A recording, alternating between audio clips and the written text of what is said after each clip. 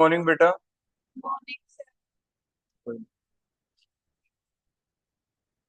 Attend your roll call.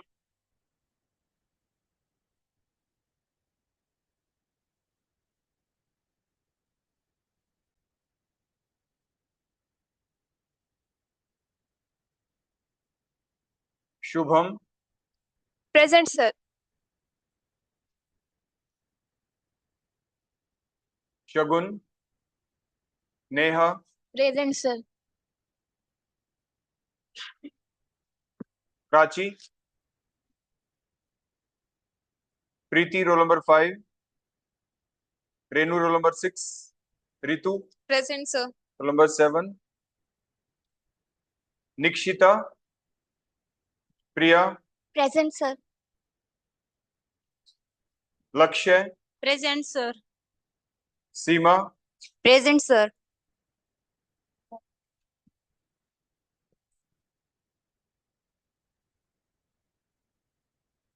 Sumedha. Present sir.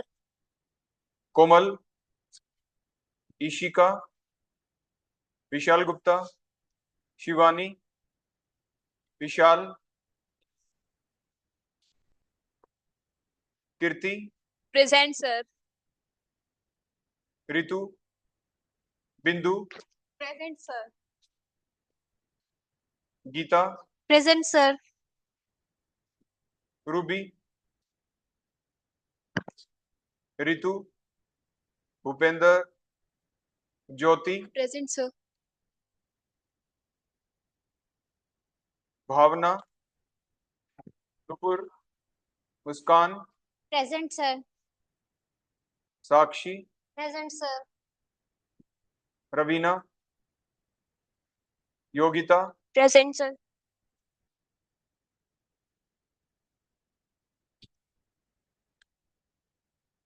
Riya. Present sir. Ruchika. Diksha. Sakshi. Pooja. और कोई student? तो आज आप 16 प्रेजेंट, एक स्टूडेंट बढ़ा दें आपकी क्लास।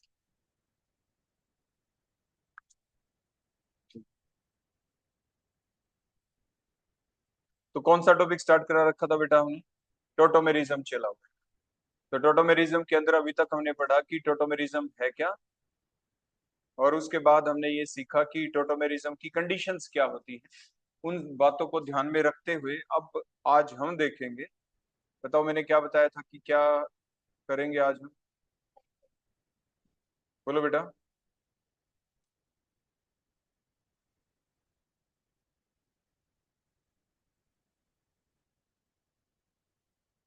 चलो ये बताओ हमारी यूनिट का नाम क्या है? ऑर्गेनिक मॉलिक्यूल्स के अंदर जो बॉन्डिंग है उनका नेचर क्या है? अभी तक जो हम पढ़ रहे थे कोवलेंट बॉन्डिंग के बारे में पढ़ रहे हैं। और कोवलेंट बॉन्ड जो सिग्मा और पाई होते हैं वो भी डीलोकलाइज हो तो उनकी मूवमेंट कैसे होती है। उनमें से एक टर्म फिलहाल हम पढ़ रहे हैं, उस प्रोसेस का नाम क्या है? That is the tautomerism. वो टोटोमेरिज्म, ठीक है। इससे पहले जो जो चीज हमने पढ़ी है वो कौन सी थी बेटा? कौन सी पढ़ी है अभी तक हम? हाँ, रेजोनेंस आपने पढ़ा, और हाँ कंजुगेशन के बारे में आपने देखा, ठीक है बेटा। आज जो अभी हम देखेंगे, हम ये देखेंगे कि जो टोटोमेरिज्म है, टोटोमेरिज्म आपके अलग अलग कंपाउंड में चलती है, जैसे कल आपने देखा था। तो जो अलग अलग कंपाउंड है जिनके अंदर टोटोमेरिज्म चलेगी, वो जो डिफरेंट कंपाउंड्स हैं उसमें फॉर एग्जांपल आपके एल्डिहाइड कीटोन्स के अंदर चल जाए, चल सकती है कि नहीं बताओ? क्या क्या हर एक एल्डिहाइड कीटोन में चल जाएगी? बताओ। उसके लिए कुछ कंडीशंस थी, क्या थी? कुछ कंडीशंस थी जो हमने आपको बताई थी। वो कंडीशंस क्या क्या थी? कंपाउंड के अंदर क्या दिखाई दे? पोलर, पोलरिटी दिखाई दे। और जो पोलर बॉन्ड आपको दिखाई दे उसके साथ की साथ फिर वो उसके रिस्पेक्ट में आगे क्या देखा था आपने? हाइड्रोजन हो, अल्फा हो, गामा हो, और वो कौन से sp3 एटम के ऊपर अटैच हो। क्या वो sp3 अटैच जो एटम है क्या वो कार्बन ही होना जरूरी है? क्या पता वो कोई दूसरा भी हो सकता है, वो नाइट्रोजन भी हो सकता है ना? आपने देखा था ऑक्सीजन भी हो सकता है। तो उन्हीं सारी बातों को ध्यान में रखते हुए फिलहाल अभी हम ले रहे हैं यहाँ पे एक एग्जाम्पल, जिसको आपने कल बोला था कीटोइनोल टोटोमेरिज्म। तो कीटोइनोल टोटोमेरिज्म के दौरान आपने देखा क्या सीखा आपने कि मान लीजिए फॉर एग्जांपल आपके पास कोई कीटोफॉर्म अगर हम बनाने की कोशिश करें, सिंपलेस्ट से सिंपलेस्ट एग्जांपल बताना वैसे, सिंपलेस्ट एग्जांपल कीटोनियल टोटोमेरिज्म का। देखो आपने ये लिया सी डबल बॉन्ड, ठीक है ना बेटा, इधर एक साइड में आपने क्या लगा दिया इसके अंदर CH3 ग्रुप, और दूसरी साइड क्या CH3 लगाना जरूरी है? ना लगाएं तो क्या टोटोमेरिज्म हो जाएगी? बताओ शवस। देखो अगर मान लीजिए मैं यहाँ पे H लगा दूं तो क्या आप टोटोमेरिज्म हो जाएगी? देखो पोलर बॉन्ड हो गया, इससे अगला आपका अल्फा कार्बन हो गया, उस अल्फा कार्बन के ऊपर जो ये आपको 3 H दिख रहे हैं, अगर आप इनको ओपन फॉर्म में लिखे 1H, second H, third H, तो अल्फा हो गया, ये sp3 इसकी हाइब्रिडाइजेशन भी हो गई, और इसके ऊपर एक H भी हो गया। तो क्या टोटोमेरिज्म चल सकती है? यहाँ पे चल जाएगी। ये दोनों के दोनों इलेक्ट्रॉन्स जो अल्फा पोजीशन के हैं, दोनों की मूवमेंट यहाँ पे हो जाएगी। कार्बन के देखो 4 बॉन्ड थे पहले से, अब 5 हो गए, तो ये मूवमेंट फर्दर हो जाएगी और आपकी चल जाएगी टोटोमेरिज्म। देखो इस सेल से कैसा साइन लगाएं, इक्विलिब्रियम का या नहीं इक्विलिब्रियम का। वो एक दूसरी बात के इक्विलिब्रियम का जो साइन जो आप लगाने जा रहे हैं, तो कौन सी फॉर्म ज्यादा अमाउंट में आपको मिलेगी? तो यहाँ पे ये डबल था, देखो कैसा हो गया, अब ये सिंगल हो गया ना बेटा, सिंगल बॉन्ड। और O के ऊपर कैसा चार्ज आ जाएगा? नेगेटिव। और यहाँ पे सिंगल की बजाय कैसा हो गया? डबल। कार्बन था 3H थे, कितने रह गए? सिर्फ 2। और यहाँ पे O नेगेटिव के पास कौन आ जाएगा? H positive. देखो जो ये H यहाँ से निकला है ना, तो ये आपने कंसर्टेड मैकेनिज्म लिखा है, स्टेप बाय स्टेप लिखा? ये कंसर्टेड है, एक ही स्टेप में आपने दिखा दिया, सारी मूवमेंट दिखा दी, जो आपका H एटम था उसकी अटैचमेंट डिटैचमेंट आपने दोनों चीजें दिखा दी। कंसर्टेड मैकेनिज्म है। अगर आप स्टेप बाय स्टेप दिखाते कि पहली स्टेप में दिखाते कि H लॉस हो गया, कार्बन आयन बनता, and so on step by step, वो आपका मैकेनिज्म कहलाता। और क्योंकि यहाँ पे H की डिटैचमेंट हुई है और अटैचमेंट भी H की हुई है, और H पॉजिटिव की फॉर्म में लॉस हुआ होगा यहाँ से, है ना। देखो दोनों इलेक्ट्रॉन मूव हो गए, H के पास कोई इलेक्ट्रॉन बचा नहीं। H पॉजिटिव मींस प्रोटोट्रोपी है ये, कैटाइनोट्रोपी है ये आपकी, कैसी है? कैटाइनोट्रोपी आपने शो की। अब क्वेश्चन अब यहाँ पे सिर्फ इतना है कि ये तो आपने देख लिया, समझ लिया कि टोटोमेरिज्म चलती कब है। अब क्वेश्चन ये उठा कि टोटोमेरिज्म जब चली ना, तो इस प्रोसेस के दौरान जो ये दो फॉर्म अभी हमने आपके सामने ड्रा कर दी थी यहाँ पे, इन दो फॉर्म में से ज्यादा स्टेबल कौन है? कीटो फॉर्म या, बताओ कीटो फॉर्म या इनोल फॉर्म, कौन सी फॉर्म होगी ज्यादा स्टेबल? बताओ बताओ शहबाज, बताया था कल हमने, कीटो फॉर्म या इनोल फॉर्म। हमने ये बताया था कि जो ज्यादा पोलर है स्ट्रक्चर, वो कौन सी है बोलो? कार्बोनिल ग्रुप है। और वो पोलर से काम नहीं चलता, उसकी रेजोनेटिंग जो स्ट्रक्चर बनेगी कार्बोनिल ग्रुप की वजह से, वो ज्यादा स्टेबल होती है as compare to the resonating structure formed by the, किसके द्वारा? Enolic form. अब देखो वो कैसे होती है, वो थोड़ा सा देखो आपके सामने शो करते हैं, उसके बाद हमारे इसी मेन टॉपिक के ऊपर हम आएंगे। देखो आप बड़े ध्यान से देखना, अब यहाँ पे हमारे हमने आपके सामने दो स्ट्रक्चर यहाँ पे ड्रा कर दिए। One is the keto form, देखो पहले वाली कौन सी फॉर्म है? ये that is the keto form, है ना, कीटो फॉर्म। अब इस हम आपको ये कह दें कि बेटा इसकी रेजोनेटिंग स्ट्रक्चर ड्रा करें। रेजोनेंस का मतलब क्या होता है? जिसमें एटम की मूवमेंट ना हो, जिसमें सिर्फ इलेक्ट्रॉन्स की मूवमेंट आप शो करें। हमने वैसा ही यहाँ पे किया। जो एक कार्बोनिल ग्रुप आपको दिख रहा है, इसमें कार्बन ऑक्सीजन के बीच में जो दो बॉन्ड थे, एक सिग्मा बॉन्ड है और दूसरा बोलो कैसा है? Pi bond. पाई बॉन्ड ही तो वीक बॉन्ड होता है। पाई बॉन्ड के मूवमेंट्स दिखाई आपने, पाई बॉन्ड्स के इलेक्ट्रॉन्स की मूवमेंट दिखाई, किधर होगी? मोर इलेक्ट्रोनेगेटिव एटम की तरफ, तो ऑक्सीजन है, तो इलेक्ट्रॉन्स की मूवमेंट दिखाई, ये रेजोनेटिंग स्ट्रक्चर बन गई, होगी ना। यहाँ पे आपने क्या देखा, जो नेगेटिव चार्ज है वो किसके ऊपर आ गया? ऑक्सीजन के ऊपर, जो मोर इलेक्ट्रोनेगेटिव, स्टेबलाइज हो गया। एक बड़ी बेसिक चीज आपने कभी पढ़ी थी लोअर क्लासेस के अंदर, जब भी आप पढ़ते थे इंडक्टिव फैक्ट, किसी एसिडिटी बेसिसिटी के क्वेश्चंस को जब आप एक्सप्लेन करते थे, आप ये बताते थे कि उसके दौरान आप ये जरूर देखें कि जो नेगेटिव चार्ज है वो किसके ऊपर प्रेजेंट हो? मोर इलेक्ट्रोनेगेटिव एटम के ऊपर प्रेजेंट हो। अमंग द एटम्स, जितने भी एटम उस मॉलिक्यूल में प्रेजेंट है, उन सभी एटम्स के अंदर से वो जो प्रेजेंट हो वो कहाँ पे होना चाहिए? मोर इलेक्ट्रो, और पॉजिटिव कहाँ पे? लेस इलेक्ट्रोनेगेटिव एटम के ऊपर होना चाहिए। तब वो स्ट्रक्चर स्टेबल होती है, तब वो स्ट्रक्चर क्या होती है? स्टेबल। अब चलते हैं चलो इनोलिक फॉर्म के अंदर। अब जो इनोलिक फॉर्म देखो आपके सामने बन चुकी है, इनोल फॉर्म ये कैसे बनी थी बोलो? यहाँ पे देखो, इनोल फॉर्म जो हमने यहाँ पे बनती हुई आपको दिखाई, देखो हुआ क्या होगा जरूर यहाँ पे, कि जरूर यहाँ पे देखो एक जो एक कार्बन होगा, इस कार्बन के ऊपर क्या लगा हुआ होगा? यह अगला अल्फा कार्बन होगा ना बेटा, इसके ऊपर जरूर क्या लगे हुए होंगे? यहाँ पे H, sp3 कार्बन होना चाहिए, जैसे अभी अभी हमने आपको समझाया था। उसके बाद इनकी मूवमेंट हुई, इलेक्ट्रॉन्स की यहाँ पे, तभी तो ये आगे गए। आगे जाने के बाद आपने क्या देखा, ये जो कार्बन है, कार्बोनिल ग्रुप वाले कार्बन और इस कार्बन के बीच में बेटा क्या बन गया, देखो यहाँ पे ये डबल बॉन्ड बन गया था ना। और आगे बताओ, ये जो डबल बॉन्ड था सी डबल बॉन्ड हो, ये क्या हो गया, देखो सिंगल हो गया ना, देखो यहाँ पे सिंगल। ओ के ऊपर नेगेटिव चार्ज आ जाएगा यहाँ पे अब शिफ्टिंग के बाद, और नेगेटिव के पास क्या आ गया, ये एच आ गया। यहाँ से जो डिटैचमेंट हुई और यहाँ पे जाके क्या हो गई, इसकी अटैचमेंट। क्लियर हो गया। तो कहने का अभिप्राय क्या है, हमने यहाँ पे ये शो नहीं कर रखा कि कौन सा एटम था वगैरह, सिंपल हमने शो कर दिया कि ये कोई कीटो फॉर्म है और ये इनोल फॉर्म है, जो अभी मैंने आपको बनते हुए समझाई। अब ये जो इनोल फॉर्म यहाँ पे बन गई, जिसमें आपके डबल बॉन्ड है तो इन हो गया, हाइड्रोक्सी ग्रुप है तो ओल आ गया। हमने कहा इसमें रेजोनेटिंग स्ट्रक्चर ड्रा करें। रेजोनेटिंग, रेजोनेंस कब चलती है, कंडीशन क्या थी बोलो रेजोनेंस की, कब चलती है वो प्रोसेस। हमने आपको बताया था ना, आपको ध्यान होगा कि भाई कोई भी एटम ऐसा दिखाई दे जिसके ऊपर लोन पेयर, कोई भी एटम ऐसा दिखाई दे जिसके अंदर आपको क्या दिखाई दे, लोन पेयर या पॉजिटिव चार्ज या नेगेटिव चार्ज या फ्री रेडिकल, और वो किसी डबल बॉन्ड के साथ ऑल्टरनेटिवली प्रेजेंट हो, तो आपको यही तो दिखाई दिया। ये ऑक्सीजन है, देखो ऐसा एटम, ये ऑक्सीजन है इनोल, जिसके ऊपर लोन पेयर है, दो दो लोन पेयर है, और ये इस मल्टीपल बॉन्ड के साथ बोलो बेटा कैसे प्रेजेंट है, ऑल्टरनेटिवली। जब ये कंडीशन पूरी हो गई तो इस कंजुगेशन में है ये रेजोनेंस प्रोसेस यहाँ पे चल जाएगी।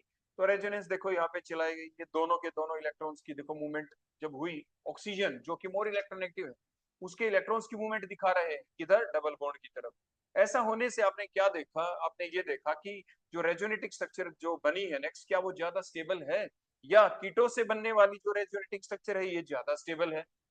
तो अगर हम इन दोनों को देखते हैं तभी हमें पता चलेगा। देखो कोई भी चीज स्टेबल कब होती है, जितनी ज्यादा उसमें रेजोनेटिक स्ट्रक्चर बनती है उतनी ज्यादा स्टेबल स्ट्रक्चर है। एक कीटो फॉर्म बन गई, एक आपकी इनोल फॉर्म बन गई, आपको कीटो में देखा क्या रेजोनेटिक स्ट्रक्चर बनी, आपने कहा हाँ सर बन गई।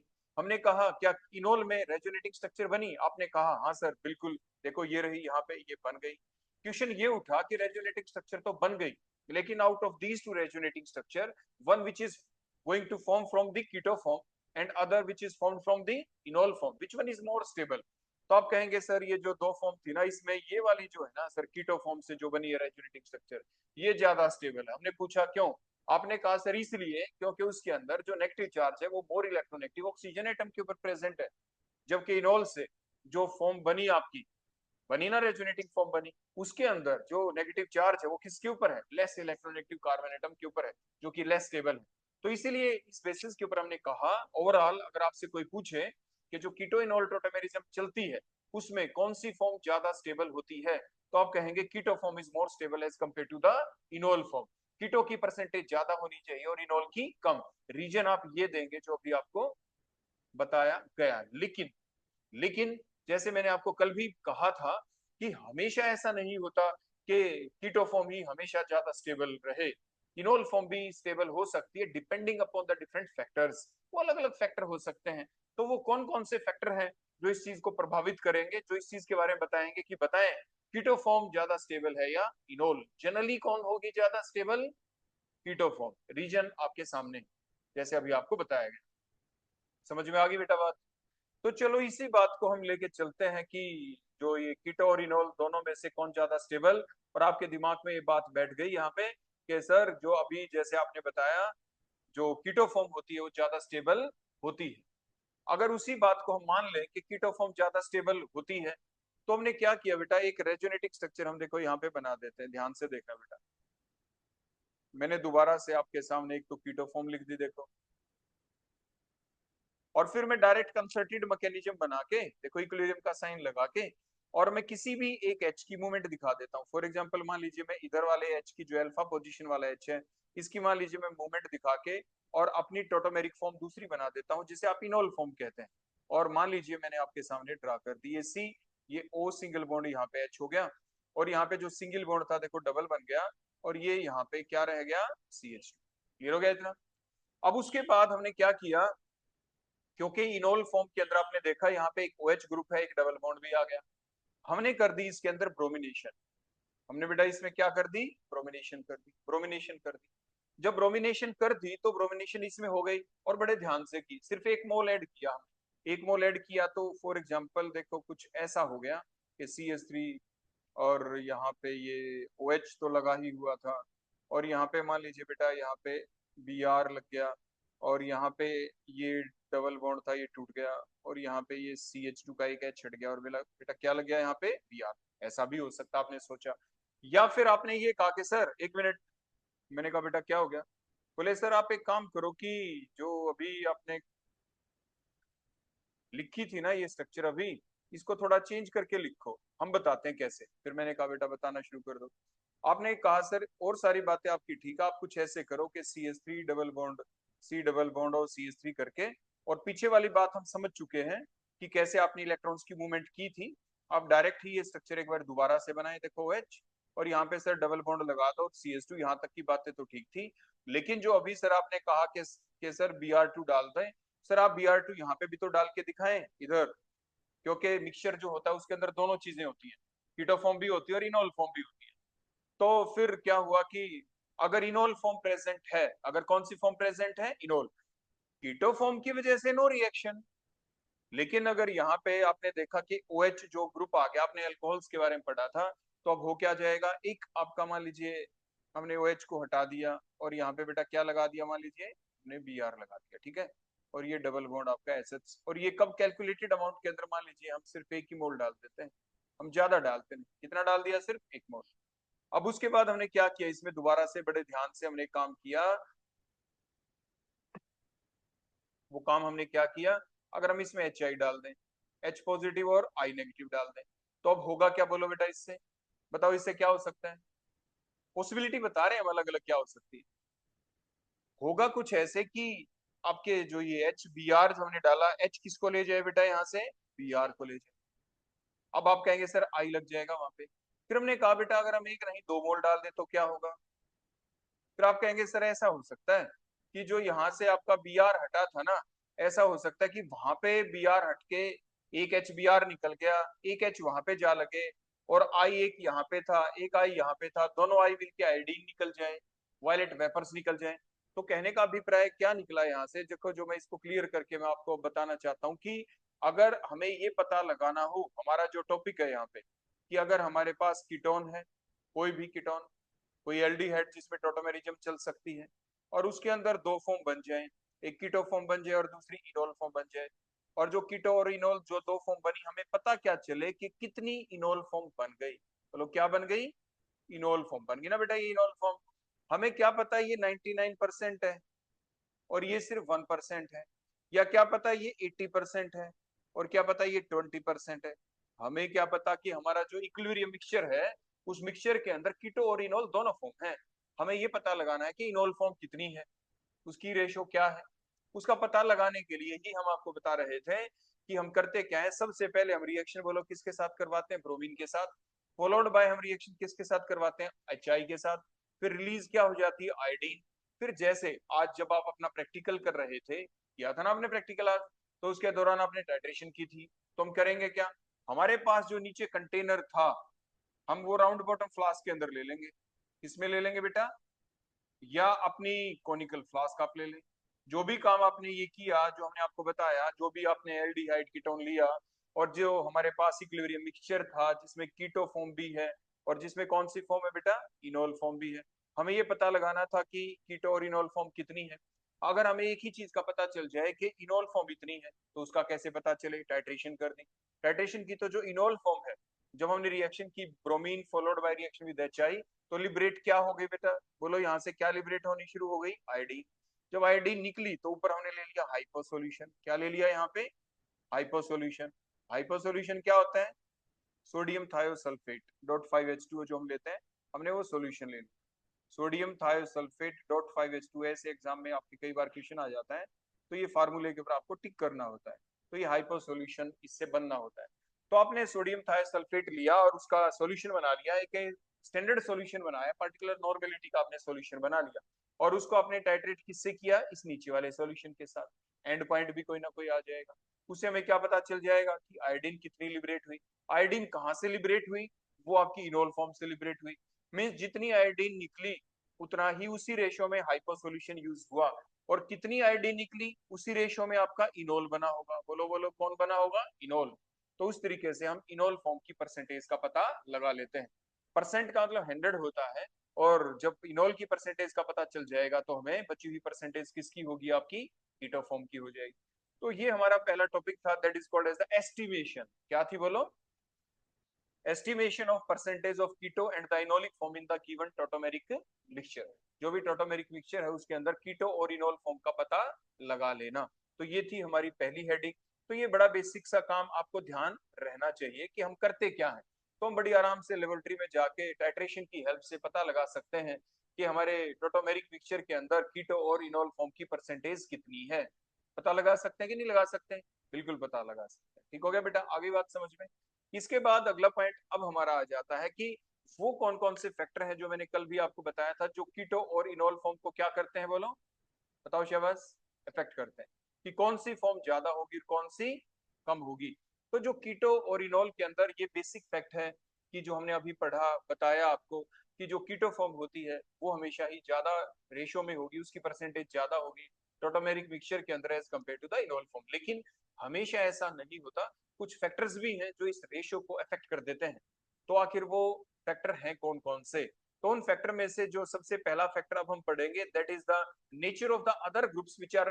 देखो मान लीजिए कोई बेसिक कंपाउंड है, बेसिक कंपाउंड का मतलब मान लीजिए एसीटोन ही था, जो अभी मैंने स्ट्रक्चर आपके सामने ड्रा की थी। उस एसीटोन में CH3CO था बेटा। लेकिन उस CH3CO में अगर मैं क्या कर देता, अगर मैं ऐसा कर दूं, वहां पे देखो आपके सामने, थोड़ा पहले मैं उसी चीज को ड्रा कर देता हूँ। मान लीजिए बेटा मैं ऐसा कर दूं यहाँ पे कि जो ये CH3 था और ये देखो C डबल बॉन्ड OCH3 जो मैंने इधर ड्रा किया, और यहाँ पे मैंने कोई ग्रुप लगा दिया बेटा यहाँ पे। अब आपने एक चीज तो सीखी थी ना कि जो ये एसीटोन था फॉर एग्जांपल, इसमें जो अल्फा पोजीशन के ऊपर जो H होते हैं, सबसे पहली स्टेप के अंदर क्या होता है बोलो? अगर मैं स्टेप बाय स्टेप मैकेनिज्म देखूं, देखो मैकेनिज्म होते हैं दो टाइप के। कुछ कंपाउंड के अंदर step by step mechanism explain किया गया है, कुछ के अंदर कंसर्टेड मैकेनिज्म। तो मान लीजिए हम स्टेप बाय स्टेप मैकेनिज्म की बात करें तो क्या बनेगा यहाँ पे? मान लीजिए बेटा बेस बेस कैटालाइज रिएक्शन हम करते हैं। बेस के पास इलेक्ट्रॉन होते हैं, उसने अपने इलेक्ट्रॉन बेटा किसको दिए? H को दिए। दोनों के दोनों इलेक्ट्रॉन कहाँ पे रह गए? इसी अल्फा कार्बन के ऊपर रह गए। तो ये जो अल्फा कार्बन है इसके ऊपर बोलो कैसा चार्ज आ जाएगा? नेगेटिव, कार्बन आयन बन गया। आगे बोलो बचा हुआ हिस्सा आपका SH है। और यहाँ पे लगा हुआ था कोई ग्रुप, यहाँ पे कोई ग्रुप था। ठीक हो गया। अगर हम स्टेप बाय स्टेप मैकेनिज्म की बात करें और हम ये बात करें कि यहाँ पे ये कोई कोई ना कोई ग्रुप यहाँ पे लगा हुआ है, अब यहाँ पे आ गया नेगेटिव चार्ज। आपने पढ़ा था ना छोटी क्लासेस में कि जो भी चार्ज है उसका डिस्पर्सल होना चाहिए, चाहे वो पॉजिटिव हो चाहे नेगेटिव हो चाहे फ्री रेडिकल हो। More the dispersal of that charge, जैसे ही डिस्पर्सल होगा तभी तो एनर्जी बाहर निकलेगी। एनर्जी बाहर निकल गई, खुद की एनर्जी क्या हो गई? कम। खुद की एनर्जी कम तो सिस्टम की स्टेबिलिटी ज्यादा हो गई। तो हम ये जो आपकी स्पीसी बनी, जो कार्बन आयन बना, कब बनेगा ये कार्बन आयन? यहाँ पे इंटरमीडिएट कार्बन आयन, अगर वो स्टेबल है तो। अगर वो स्टेबलाइज हो गया है तो, अगर वो स्टेबलाइज नहीं हुआ है तो नहीं बनेगा, नहीं बनेगा ना फिर वो। तो अब हमें ये देखना है कि मान लीजिए यहाँ पे सिर्फ H होता, सिर्फ H होता की बजाय हम यहाँ पे कोई ग्रुप लगाना चाहते हैं, एसीटोन के अंदर सब्स्टिट्यूशन करना चाहते हैं। H को हटा के कैसा ग्रुप लगाएं? ऐसा ग्रुप लगाएं, आप मुझे ये कहेंगे सर ऐसा ग्रुप लगाएं जो इस नेगेटिव चार्ज के डिस्पर्सल को इंक्रीज कर दे, या ये कहेंगे सर ऐसा ग्रुप लगा दो जो नेगेटिव चार्ज के डिस्पर्सल को डिक्रीज कर दे। बोलो आप नेगेटिव चार्ज के डिस्पर्सल को इंक्रीज करवाना चाहेंगे डिक्रीज? आप इंक्रीज करवाना चाहेंगे क्योंकि आप सिस्टम को स्टेबलाइज करना चाहते हैं। तो नेगेटिव चार्ज का डिस्पर्सल कौन होता है? नेगेटिव चार्ज का डिस्पर्सल कौन कराएगा? जो नेगेटिव चार्ज को अपनी तरफ अट्रैक्ट कर ले। देखो डिस्पर्सल उसी को कहते हैं। डिस्पर्सल का मतलब होता है उस चार्ज का एक एटम से दूसरे एटम की तरफ चले जाना। पॉजिटिव चार्ज है तो पॉजिटिव चार्ज एक एटम से दूसरे एटम की तरफ चला जाए, नेगेटिव चार्ज है तो उस एटम से किसी दूसरे एटम की तरफ चला जाए। तो नेगेटिव चार्ज आ गया तो कोई इलेक्ट्रॉन ड्रॉइंग ग्रुप होगा तो क्या करेगा? उस इलेक्ट्रॉन को अपनी तरफ अट्रैक्ट कर लेगा। इट मींस अब वो नेगेटिव चार्ज उसके ऊपर आ जाएगा। तो मतलब इलेक्ट्रॉन जो विड्रॉइंग ग्रुप होते हैं वो क्या करते हैं? इस नेगेटिव चार्ज के डिस्पर्सल को क्या करेंगे? इंक्रीज। और इंक्रीज करेंगे तो ये चीज बन जाएगी, ये कार्बन आयन बन जाएगा, मतलब रिएक्शन फर्दर आगे चलेगी। मतलब कीटो फॉर्म से आगे की तरफ चलने का मतलब, अब देखो क्या हुआ, ये स्टेबलाइज हो गया, इस इलेक्ट्रॉन की मूवमेंट फर्दर आगे हुई। बोलो कौन सी फॉर्म अब बनने वाली है यहाँ पे? बोलो कौन सी फॉर्म अब ये बनने वाली है? Enol form. कौन सी बन जाएगी? इनोल। तो वही हम बता रहे हैं nature of the group, nature of the बोलो क्या? Group which is present on, बोलो कहाँ पे? अल्फा। तो ये जो ग्रुप है जो कहाँ पे प्रेजेंट है? अल्फा कार्बन एटम के ऊपर, किसके रिस्पेक्ट में? कीटो ग्रुप के रिस्पेक्ट में, वो हमें देखना। बोलो कैसा ग्रुप है? अगर वो जो ग्रुप प्रेजेंट है वो कैसा हो? Electron withdrawing group. कहाँ पे प्रेजेंट हो, अल्फा कार्बन एटम के ऊपर, तो वो क्या करेगा, जो ये यहाँ पे कार्बन आयन बना है इसकी स्टेबिलिटी को क्या कर देगा, इंक्रीज, यहाँ पे लगे हुए नेगेटिव चार्ज को क्या कर देगा, उसका डिस्पर्सल बढ़ा देगा, जिसकी वजह से इजीली, जिसकी वजह से बोलो क्या हो जाएगा, इजीली इनोलिक फॉर्म बन जाएगी। कैसी फॉर्म बन जाएगी, इनोलिक फॉर्म। तो ओवरऑल आपने क्या सीखा, आपने ये सीखा कि जो इलेक्ट्रॉन विड्रॉइंग ग्रुप होते हैं वो हमेशा इंक्रीज कर देते हैं किसकी स्टेबिलिटी को, इनोलिक फॉर्म। जो मान लीजिए हमने यहाँ पे बिल्कुल भी ऐसा नहीं कहा कि मान लीजिए पहले आपकी जो कीटो फॉर्म थी मान लीजिए वो 90% थी, इनोल फॉर्म थी आपकी 10%। तो इसका मतलब ये नहीं है कि जैसे हमने ये ग्रुप लगा दिया सर अब क्या रिवर्स हो जाएगा, मतलब क्या 90% इनोल और 10% आपकी कीटो फॉर्म हो जाएगी, क्या इसका मतलब ये है, इसका मतलब ये बिल्कुल नहीं है, इसका मतलब ये बिल्कुल नहीं है। हमने ये कहा इसकी परसेंटेज बढ़ जाएगी, इनोल फॉर्म जो पहले 10% थी क्या बताओ 20 हो जाए। हाँ ऐसा भी हो सकता है कि वो 80 हो जाए, depending upon the nature of the group जो वहां पे प्रेजेंट है, and also depending upon the number of these type of groups. जो हमने ग्रुप लगाए हैं इलेक्ट्रॉन विड्रॉइंग ग्रुप, एक लगाया, दो लगाए, कितने लग सकते हैं, उसके बेसिस के ऊपर ही हम बता सकते हैं कि उसकी रेशो कितनी हो जाएगी। और वो पता कैसे करें, अभी तो आपको समझाया था इससे जस्ट पहले। क्या हम परसेंटेज का पता लगा सकते हैं, बिल्कुल पता लगा सकते हैं। क्या करेंगे हम, जो भी हमारे पास ये कीटोन और टोटोमेरिज्म वाला टोटोमेरिक मिक्सचर था उसके अंदर हम क्या डालेंगे, ब्रोमिनेशन करेंगे, उसके बाद क्या डालेंगे, HI डालेंगे, क्या लिबरेट हो जाएगी, आयोडीन। निकली हुई आयोडीन, निकली हुई जो आयोडीन है वो टाइट्रेशन किसके साथ करें, हाइपो सॉल्यूशन के साथ, जैसे आपको बताया था। फिर हमें पता चल जाएगा एंड पॉइंट जब आएगा उसके बेसिस के ऊपर कितनी आयोडीन लिबरेट हुई थी। क्लियर हो गया, तो उससे हमें इनोलिक फॉर्म की परसेंटेज का पता चल जाता है। तो सबसे पहली हेडिंग बेटा आपने क्या सीखी यहाँ पे, वो कौन सा है पहला फैक्टर जो अफेक्ट करता है किसको, कीटो इनोल जो फॉर्म है, दो फॉर्म, उसकी परसेंटेज की जो रेशियो है, कौन कितना है प्रोटोमेरिक मिक्सचर के अंदर, वो कितने कितने हैं, उसको अफेक्ट करने वाला पहला फैक्टर बोलो कौन हो गया, that is the groups which is present at the alpha और द गामा पोजीशन। अगर मान लीजिए गामा के ऊपर से H को हम लॉस करवाते हैं वो तब की बात। समझ में आ गई बेटा, पहली बात तो आ गई होगी समझ में। अब हम लेते हैं दूसरा फैक्टर जो अफेक्ट करता है इस चीज को। मान लीजिए आपका कंपाउंड कुछ ऐसा है कि जिसके अंदर हम टोटोमेरिज्म चलाएं या ना चलाएं, इनोलिक फॉर्म बनाएं या ना बनाएं, वो इस बात के ऊपर डिपेंड करता है कि उस गिवन कंपाउंड के अंदर जो कीटो ग्रुप है वो एक है या एक से ज्यादा। अब यह एक या एक से ज्यादा का मतलब क्या है, आप इस एग्जाम्पल में देखो, यहाँ पे देख लें। ये एग्जाम्पल ऐसा है जिसको हम क्या कह रहे हैं, टोटल कार्बन बेटा इसमें कितने हैं, 5। 5 कार्बन हो गए तो पेंट बोल दिया हमने। पूरे कार्बन एटम की जो स्केलेटन उसमें सिंगल बॉन्ड है तो एन हमने लिख दिया, यहाँ पे क्या लिख दिया, एन। उसके बाद कीटोनिक ग्रुप लिखा तो ओन लिख दिया, दो है तो डाई लिख दिया। कहाँ कहाँ है तो इसलिए उसकी हमने नंबरिंग कर दी, क्या कर दी हमने उसकी नंबरिंग। नंबरिंग किधर से करें, किसी साइड से करते हैं, एक ही बात है। तो जब हमने नंबरिंग की यहाँ पे 1 2 3 4 ऐसे करके, तो हमने क्या देखा, 1 2 3 4 5, बोलो कहाँ कहाँ पे है, एक तो 2 के ऊपर और एक 4 के ऊपर है, इसलिए हमने लिख दिया 2 4 पेंटेन डाइओन।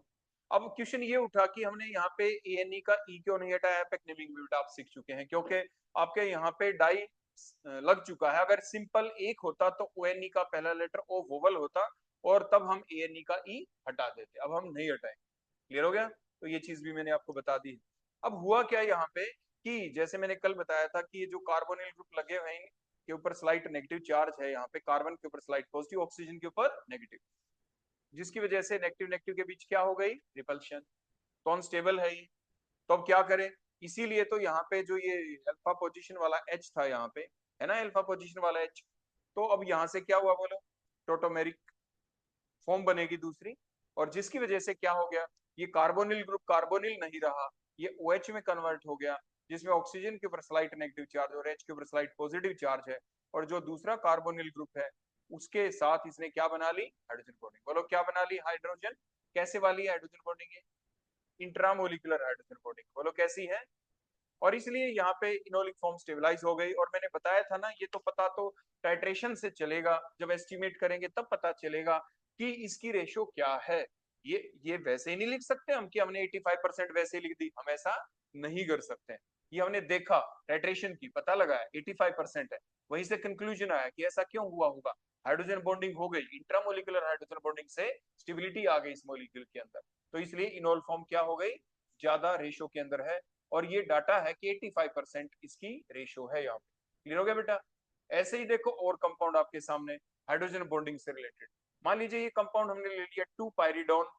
देखो ऐसा क्यों कहा, ऐसा इसलिए कहा कि मान लीजिए अगर हम यहाँ से इस H को छुपा लेते, देखो इसको छुपा देते बेटा यहाँ से H को, देखो ये मान लीजिए H ना होता, यहाँ पे ये O ना होता, तो ये नाइट्रोजन के 1 1 2 ही बॉन्ड होते, तो यहाँ पे एक डबल बॉन्ड आ जाता, तो ये पिरिडिन होता। बोलो कौन होता, पिरिडिन होता। अब जो ये पिरिडिन तो होता, लेकिन अब हमने क्या किया, एक कीटोनिक ग्रुप लगा दिया। कहाँ पे लगा दिया, जब नंबरिंग की हमने यहाँ से 1 और बोलो क्या 2, तो 2 के ऊपर लगा दिया, इसलिए इसको पायरिडोन कह दिया। पोजीशन 2 के ऊपर है तो 2 पायरिडोन कह दिया। अगर ये 4 के ऊपर होता, बोलो कहाँ पे होता बेटा, 4 के ऊपर, तो इसको क्या कहते, देखो ये नीचे दिखा देते हैं साथ के साथ, देखो ये रहा। तो इसको हमने क्या कहा, जब हमने इसकी नंबरिंग कर दी यहाँ पे, तो बोलो बेटा क्या बन गया, 1 2 3 एंड 4, तो 4 के ऊपर कीटोनिक ग्रुप आ गया, तो इसको हम क्या बोल देंगे, 4 पायरिडोन बोल देंगे। क्लियर हो गया। हम जरूरी नहीं कि 4 की पोजीशन यहीं पे लिखे, हम आगे भी लिख सकते हैं, पायरी डैश 4 ऑन, पायरी 4 ऑन, है ना, पायरिडोन ऐसे करके। तो आप ये ध्यान रखेंगे बेटा। तो अब हम चलते हैं अपने उसी मुद्दे के ऊपर जो हम बात कर रहे थे, हाइड्रोजन बॉन्डिंग फैक्टर के ऊपर। तो देखो अब हुआ क्या, मैंने आपको बताया था ना कि टोटोमेरिज्म अलग अलग तरह की हो सकती है depending upon the nature of the functional group which is present in the given compound. उसका नाम रख देते हैं, कीटोन था कीटो कर दिया, इनोल बन गया कीटो इनोल, टोटोमेरिज्म आपने कह दिया। यहाँ पे क्या होगा, जैसे कल भी आपको बताया गया था, ये एमाइड ग्रुप है। बोलो कौन सा ग्रुप है ये, एमाइड। दिख रहा है ना बेटा एमाइड, एमाइड कैसा, साइक्लिक, साइक्लिक एमाइड है। क्योंकि ये साइक्लिक होते तो CONH2 होता, ये तो रिंग में आ गया, लेक्टम्स कह देते हैं, आप उन्हें कल बताया था ना, क्या कहते हैं, लेक्टम। तो यहाँ पे आपने देखा कि ये लेक्टम है, बोलो कौन है ये, लेक्टम। ये जो हमने यहाँ पे लिखा, देखो ये वाला वर्ड जो आपको दिख रहा है बेटा, ये लेक्टम हमने लिख रखा है, लिख रखा है ना लेक्टम, क्योंकि ये साइक्लिक एमाइड है। उसके बाद लेक्टिम, टोटोमेरिज्म चली इसमें, टोटोमेरिज्म चली तो चलने के बाद बोलो क्या बन गया यहाँ पे, बोलो चल सकती है कि नहीं चल सकती, पहले वो कंडीशन देखते हैं। टोटोमेरिज्म चलेगी या नहीं चलेगी, उसके लिए हम क्या देखेंगे। हाँ बोलो बेटा कौन सी क्लास के हो, बेटा यहाँ पे नहीं,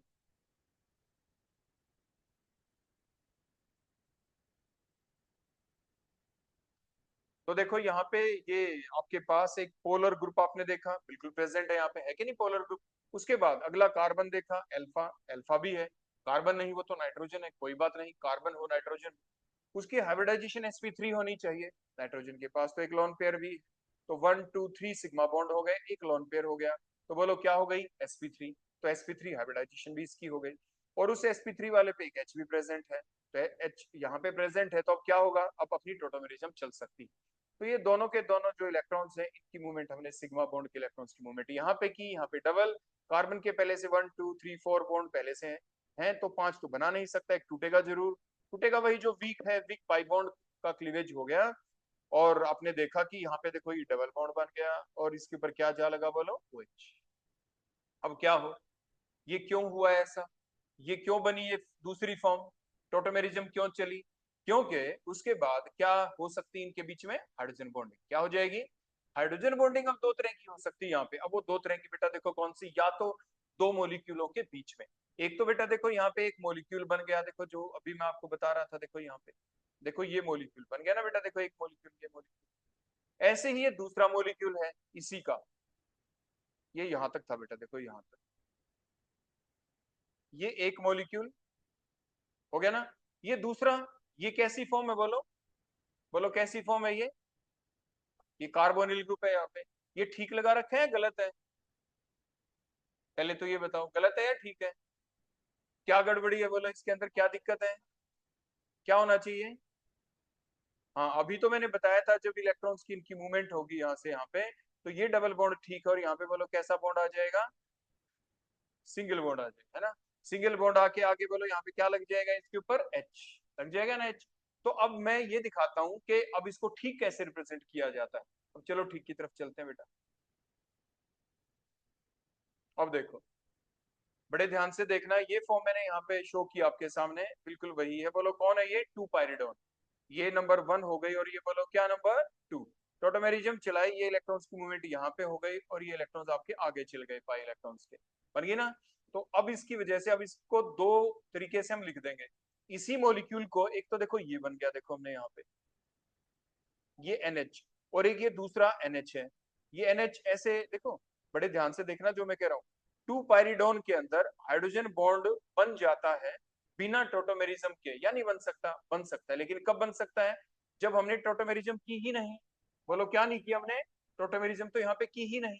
बिना टोटोमेरिज्म के जब दो मोल एक दूसरे के सामने आ जाएं, देखो ये 1 मोल और ये दूसरा मोल है, तो दो मोलिक्यूल के बीच में क्या होगा? इस NH के पास तो दूसरे का क्या आ गया? Carbonyl group. तो जिसके ऊपर है बोलो क्या? Slight negative charge. और यहाँ पे क्या होगा? स्लाइट बोलो कैसा? नेगेटिव। और H के ऊपर क्या? Slight positive. तो पॉजिटिव नेगेटिव के बीच क्या बन गई बोलो? Hydrogen bonding. ऐसे यहाँ पे भी हाइड्रोजन बॉन्डिंग हो गई।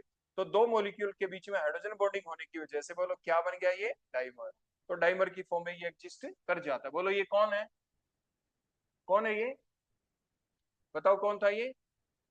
2 पाइरिडोन। बोलो कौन है ये? 2 पाइरिडोन।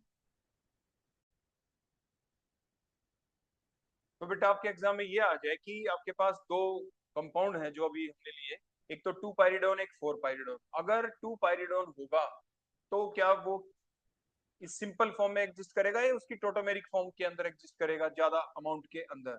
बताएं शहबाज, जल्दी बताओ। देखो आपने देखा विदाउट टोटोमेरिज्म, जिसके अंदर बोलो कौन कौन सी फॉर्म है? ये लेक्टम फॉर्म। लेक्टिन फॉर्म तो नहीं है ये। कैसी फॉर्म है? लेक्टम, जिसमें CONH आपका एक ग्रुप दिख रहा है, लेक्टम फॉर्म है। ये लेक्टम फॉर्म में एग्जिस्ट करेगा या लेक्टिन फॉर्म के अंदर? मतलब टोटोमेरिक फॉर्म बनेगी तब ज्यादा स्टेबल होगा या पहले ही स्टेबलाइज हो गया? क्यों आपने देखा ये पहले डाइमेरिक फॉर्म बना लेता है। बोलो कैसी फॉर्म बना लेता है? अपने आप ही डाइमेरिक फॉर्म ये बना लेता है। लेकिन अगर 4 हाइड्रोक्सी पाइरिडोन के अंदर चलते हैं, देखो यहाँ पे देखना बेटा। अब इसमें क्या हुआ कि इसमें जो ये दो ग्रुप है, एक तो ये कार्बोनिल ग्रुप और दूसरा बोलो क्या? ये एमीन ग्रुप। ये एक दूसरे के बिल्कुल ट्रांसपोजिशन के ऊपर है, और ट्रांसपोजिशन के ऊपर होने की वजह से इनके बीच में आपस में क्या नहीं बनेगी बोलो? हाइड्रोजन बॉन्डिंग तो होगी नहीं। अंदर ही अंदर दो अलग अलग मॉलिक्यूल हम लेंगे या नहीं लेंगे? बताओ शहबाज, क्या करें? बताओ शहबाज क्या हो सकता है? देखो इसके अंदर क्या होगा, वहां पे कैसी हाइड्रोजन बॉन्डिंग बनी थी? वहां पे डाइमर बन गया था। वहां पे सिर्फ क्या बना था? बड़े ध्यान से देखो, देखो दोनों कंपेरेटिव फॉर्म में आ गए। ये 2 पाइरिडोन लिया, टोटोमेरिक फॉर्म हमने नहीं बनाई, और यहाँ पे भी हाइड्रोजन बॉन्डिंग हो गई, लेकिन कैसे हुई? इंटरमोलिकुलर हुई। कैसे हो गई? लेकिन डाइमर बन गया। क्या बन गया? डाइमर। लेकिन अगर हम 4 हाइड्रोक्सी पाइरिडीन ले लेते हैं, देखो 4 हाइड्रोक्सी पाइरिडीन, तो इसमें क्या हुआ? हमने देखो इस तरीके से इनकी स्ट्रक्चर बना दी, और स्ट्रक्चर बनाने के बाद अगर हम इनको देखो इस टाइप से ड्रा कर दें यहाँ पे, तो बिना टोटोमेरिक फॉर्म के, ध्यान से देखना, अगर मैं इसको इस टाइप से ड्रा कर देता, देखो आपके सामने ये फॉर्म मैंने बना दी, और यहाँ पे बोलो कौन होता? NH। और यहाँ पे मैं क्या ले लूं? कार्बोनिल ग्रुप ले लिया ना बेटा, कार्बोनिल ग्रुप। ऐसे ही मैं दूसरी स्ट्रक्चर बना दूं आपके सामने, बिल्कुल एग्जैक्ट, बड़े ध्यान से देखना। ये बना दिया मैंने। अब की बार यहाँ पे कौन लिया? C double bond. और यहाँ पे क्या ले लिया हमने? NH। ये कौन है? 4 पाइरिडोन। अब इसमें क्या हुआ? स्लाइट पॉजिटिव और ये स्लाइट नेगेटिव। यहाँ पे क्या है? स्लाइट नेगेटिव और ये क्या है? Slight positive. ये स्लाइट पॉजिटिव और ये स्लाइट नेगेटिव। हो गया ना सेपरेशन ऑफ चार्ज? अब इसके बीच में ये क्या बन गई बोलो? हाइड्रोजन बॉन्डिंग बन गई, क्या नहीं बन गई? ये भी कैसी है? इंटरमोलिकुलर। लेकिन क्या यहाँ पे डाइमर बना ना? अब ये पॉलीमेरिक चेन बन जाएगी। क्यों बन जाएगी? क्योंकि यहाँ पे क्या होगा? स्लाइट नेगेटिव चार्ज, और इसके ऊपर क्या? स्लाइट, ये फर्दर आगे अगले मॉलिक्यूल से कनेक्ट हो जाएगा, ये आगे अगले मॉलिक्यूल से जाके कनेक्ट हो जाएगा। तो दोनों के अंदर इंटरमोलिकुलर हाइड्रोजन बॉन्डिंग बन गई, आपकी लेक्टम फॉर्म के अंदर ही बन गई। लेकिन कैसी बनी? 2 पाइरिडोन में डाइमेरिक फॉर्म बनी, और जबकि 4 पाइरिडोन में एक पॉलीमेरिक चेन बन जाती है हाइड्रोजन बॉन्डिंग के द्वारा। क्लियर हो गया ना? तो बस ये आपसे पूछा जा सकता है कि किस कौन डाइमेरिक फॉर्म में एग्जिस्ट कर जाता है और कौन पॉलीमेरिक फॉर्म के अंदर एग्जिस्ट कर जाता है। अब जैसे मैंने ये चीज आपके सामने बोली ना, तो आप में से किसी एक बच्चे के दिमाग में एक क्वेश्चन उठा। देखो क्या उठा, अभी बताते हैं। आपने कहा कि सर एक चैप्टर था जिसका नाम था सॉल्यूशन वाला चैप्टर। सर उसमें हमने ना एक चीज पढ़ी थी, जब हम वांटो फैक्टर के बारे में पढ़ते थे सॉल्यूशन वाली यूनिट, तो हमने कुछ ऐसे सीखा था वहां पे कि जो ये डाइमेरिक फॉर्म है ना, हमें एकदम से ऐसे एकदम से याद आ गई और ध्यान आ गई कि वहां पे भी हमने देखा था जो एसिटिक एसिड होता है ना, एसिटिक एसिड, वो जब हम कैसा सॉल्वेंट ले ले, नॉन पोलर, जैसे फॉर एग्जांपल बेंजीन, बेंजीन हम ले लें, बेंजीन, आपने एसिटिक एसिड को लिया, बेंजीन में डाल दिया, और आपने देखा कि वहां पे ऐसा कुछ हो गया। देखो ये डाइमेरिक फॉर्म बन गया, हाइड्रोजन बॉन्डिंग हो गई। देखो स्लाइड नेगेटिव स्लाइड पॉजिटिव, ये स्लाइड नेगेटिव था स्लाइड पॉजिटिव। ऐसा क्यों हुआ था बोलो? जब हम बेंजीन लेते हैं, एसिटिक एसिड एक ऐसा मोलिक्यूल है, एक ऑर्गेनिक मोलिक्यूल है, जिसको पानी में डालते हैं तो ये एसिड है, नाम से पता चलता है ना, एसिटिक एसिड है, इथेनोइक एसिड है। तो ये डिसोसिएट हो जाता है O नेगेटिव और H पॉजिटिव की फॉर्म में। तो फिर ये डाइमेरिक फॉर्म एग्जिस्ट नहीं करता। अगर हम इसको पानी में डालते हैं, अपना एसिडिक बिहेवियर शो करता है। लेकिन अगर हमने डाल दिया बेंजीन में, तो आपके जो एक कंटेनर है जिसमें बेंजीन है लिक्विड, और उसमें आपने एसिटिक एसिड की ड्रॉप डाल रहे हैं, 1 ड्रॉप 2 ड्रॉप एसिटिक एसिड डाला, एक एसिटिक एसिड दूसरा एसिटिक एसिड वो घुल ही नहीं सकते बेंजीन के अंदर। तो वो एक दूसरे के नजदीक आए, उनको अनस्टेबिलिटी मिली, एक दूसरे के नजदीक आ गए और आपस में हाइड्रोजन बॉन्डिंग करके और वो स्टेबलाइज हो गए। क्या हो गए बोलो? स्टेबलाइज। उन्होंने क्या बना ली? इंटरमोलिकुलर हाइड्रोजन बॉन्डिंग, और वो डाइमेरिक फॉर्म में एग्जिस्ट करता है। तो ये चीज मैंने आपको इसलिए बता दी, क्या पता आपके कहीं आगे काम आ जाए, कि जो आपका एसिटिक एसिड है ये भी डाइमेरिक फॉर्म में एग्जिस्ट करता है, लेकिन in a solvent that is the benzene. वो हेडिंग अभी भी हम आगे पढ़ेंगे कि एक फैक्टर जिसे कहते हैं नेचर ऑफ दिस सॉल्वेंट। आपने देखा ना यहाँ पे कि जो एसिटिक एसिड है वो डाइमेरिक फॉर्म में एग्जिस्ट कर गया, लेकिन वो नेचर ऑफ दिस सॉल्वेंट पे डिपेंड करता है कि सॉल्वेंट अगर बेंजीन है तो डाइमेरिक फॉर्म में एग्जिस्ट कर गया, अगर वाटर है तो नहीं करेगा, फिर वो डिसोसिएट हो जाएगा, आयनाइज हो जाता, आयोनाइजेशन दिखाता है। और यहाँ पे बोलो क्या दिखाया? एसोसिएशन दिखाया। पानी में डालें तो एसिटिक एसिड डिसोसिएशन दिखाता है, बेंजीन में डालें तो एसोसिएशन दिखाता है। तो depending upon the nature of the solvent. तो ऐसा ही एक फैक्टर हमारा यहाँ पे भी आएगा, जिसमें हम पढ़ेंगे कि एक फैक्टर जिसे कहेंगे नेचर ऑफ द सॉल्वेंट, जिसके बेसिस के ऊपर ये हम एक्सप्लेन करेंगे। क्या एक्सप्लेन करेंगे? कि कीटो फॉर्म ज्यादा अमाउंट में होगी या इनोल फॉर्म। बताओ कौन ज्यादा पोलर है, कीटो फॉर्म या इनोल फॉर्म? कीटो फॉर्म ज्यादा पोलर है।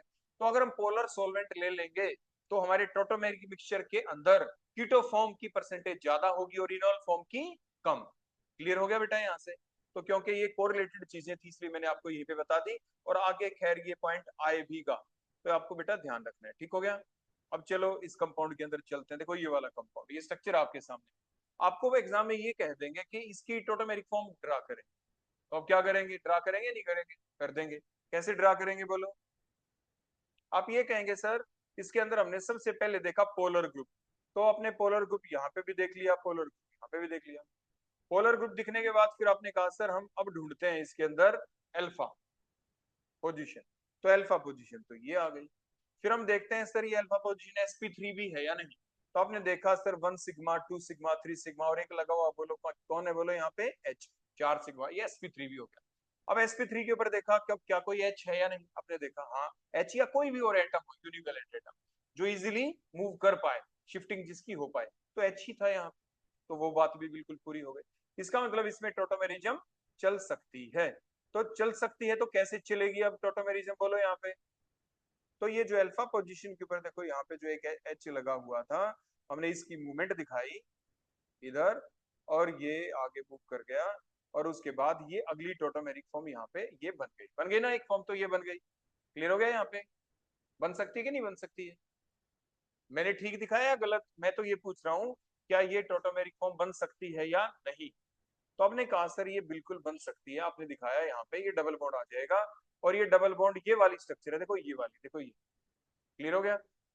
अदरवाइज आपके दिमाग में क्वेश्चन उठा के सर ये जो कार्बोनिल ग्रुप है यहाँ पे, इस कार्बोनिल के इधर भी तो सर एक एच था ना इधर एच, तो सर आपने ये क्यों नहीं बना दिया यहाँ से, ये डबल बॉन्ड इधर आ जाता है ना, ये वाला अल्फा आप यूज कर लेते।